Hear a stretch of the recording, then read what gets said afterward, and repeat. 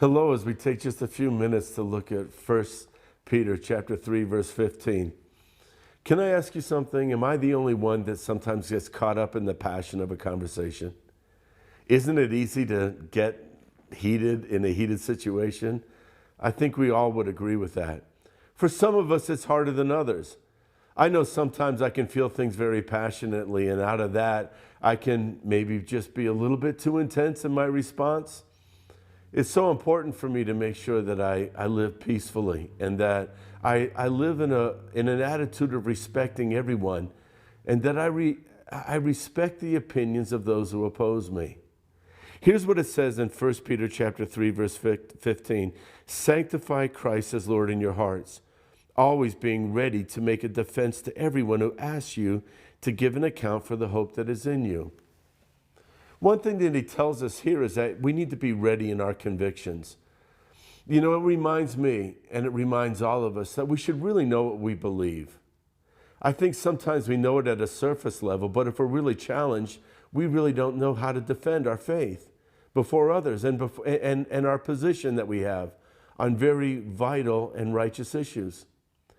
So Peter here says, sanctify Christ in your heart. In other words, right now, before the heat comes, when you're living in this world and it could get intense at any moment, right now in this quiet moment, set Christ aside in your heart. And that means just determine right now, I'm going to live for Jesus. I'm going to learn how to be a good follower of Christ. I'm going to learn how to give an answer for anyone who questions my faith.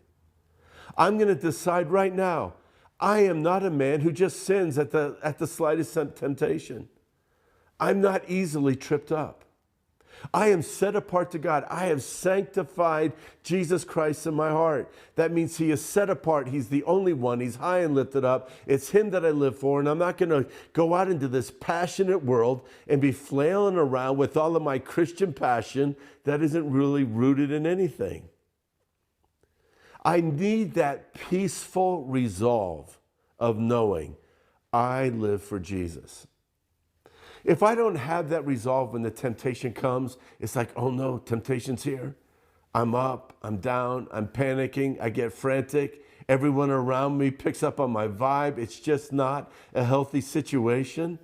And so at the moment of temptation, we're trying to make a decision when we're being overwhelmed with a desire that is coming out of our flesh. It's too late then.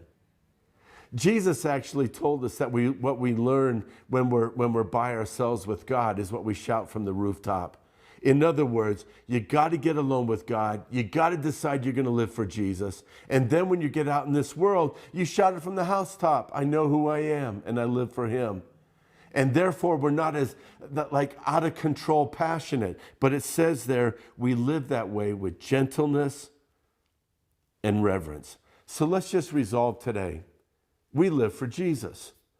I don't have to make sure that everybody is convinced by everything that I say, but I'm committed to the Lord. I'll speak when I'm asked. I'll give my defense of the faith of Jesus Christ, and I'm going to live in reverence and peacefulness towards all men. That's the position